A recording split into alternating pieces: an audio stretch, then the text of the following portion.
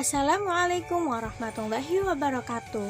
Halo, video kali ini merupakan persembahan dari kelompok 3 yang anggotanya terdiri dari Via Asmia, yang kedua Diah Rodiah, kemudian ada Roisna Kamila, dan saya sendiri Cici Hanani. Kami akan membahas mengenai teori psikologi sosial, kognitif, dan ekologi. Halo, saya Cici Hanani, NIM 2120140. Kita akan masuk ke pembahasan yang pertama, yaitu pengertian teori kognitif dan ekologi. Kata kognitif berasal dari kata cognition yang artinya mengetahui. Namun dalam arti luasnya, kognitif juga bisa bermakna penataan, perolehan, maupun penggunaan pengetahuan itu sendiri. Yang selanjutnya yaitu pengertian dari ekologi, yang asal katanya terdiri dari dua suku kata, yaitu oikos dan logos. Oikos merupakan tempat tinggal atau bisa diartikan juga dengan habitat maupun kawasan hidup, sedangkan logos berarti ilmu. Secara harfiah, bahwa ekologi merupakan pengkajian asal hubungan antara seseorang atau suatu kelompok manusia dengan ranah ke arah rasa. Assalamualaikum warahmatullahi wabarakatuh. Perkenalkan, saya Via Azmia dengan NIM 2120122. Saya akan menjelaskan materi tentang perkembangan teori kognitif dan teori ekologi. Yang pertama yaitu perkembangan teori kognitif dalam kecerdasan.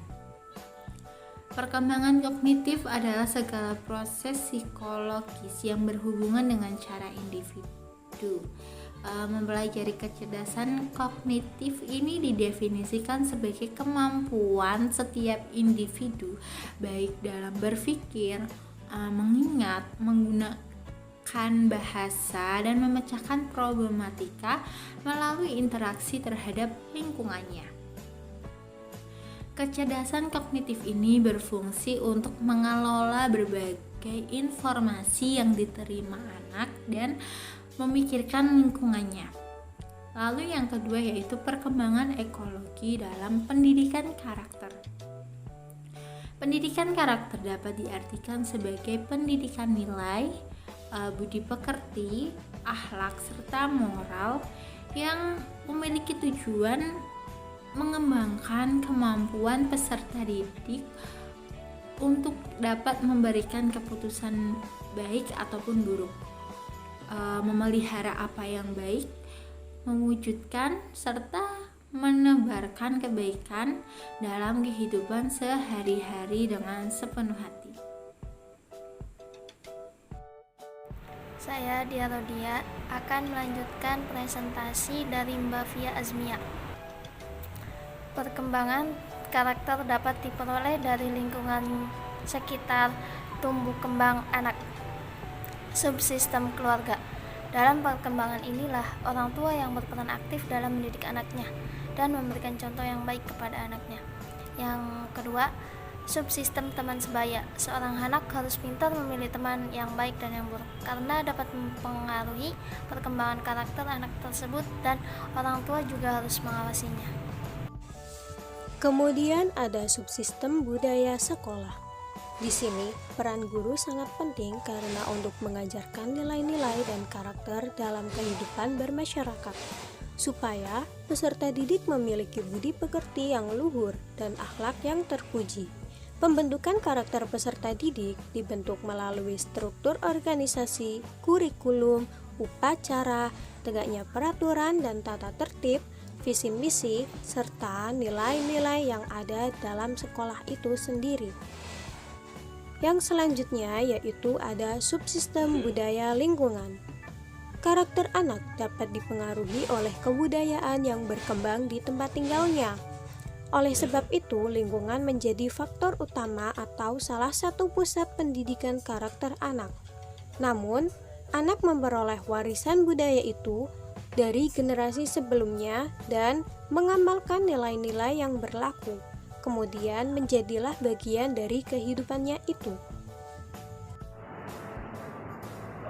Assalamualaikum warahmatullahi wabarakatuh. Perkenalkan, nama saya Roisma Kamila, NIM 2120138, akan menjelaskan mengenai materi selanjutnya, yakni keunggulan dan kelemahan teori kognitif. Keunggulan dari teori kognitif adalah teori ini mampu menjelaskan tentang tingkat perkembangan kognitif manusia mulai dari bayi hingga dewasa, sehingga pendidik dapat menentukan atau menyesuaikan materi yang tepat dan sesuai dengan usia mereka. Teori kognitif mengarahkan pendidik untuk memberikan dasar-dasar materi yang disampaikan. Selain itu, teori kognitif memungkinkan peserta didik untuk meningkatkan memori dalam mengingat materi pembelajaran, serta memungkinkan mereka untuk melakukan kreasi dan menciptakan sesuatu yang baru sehingga peserta didik dapat berkembang. Yang terakhir, dengan menggunakan teori kognitif, pendidikan dapat mengetahui struktur kognitif peserta didik secara individu. Namun, teori ini juga memiliki kelemahan, yang mana teori ini lebih menekankan pada kemampuan memori peserta didik, sedangkan kemampuan daya mengingat peserta didik berbeda antara satu dengan yang lain, sehingga tidak dapat disamakan. Selanjutnya adalah keunggulan dan kelemahan dari teori ekologi. Keunggulan dari teori ekologi adalah terfokusnya pada masalah lingkungan, yang mana teori ini mencoba menguraikan perkembangan pendidikan karakter anak dengan pendekatan ekologi. Namun sayangnya, teori ini tidak terlalu memperhatikan faktor-faktor biologis individu seperti usia, kesehatan, dan jenis kelamin. Demikianlah yang dapat kelompok kami sampaikan. Kurang lebihnya mohon maaf. Terima kasih. Wassalamualaikum warahmatullahi wabarakatuh.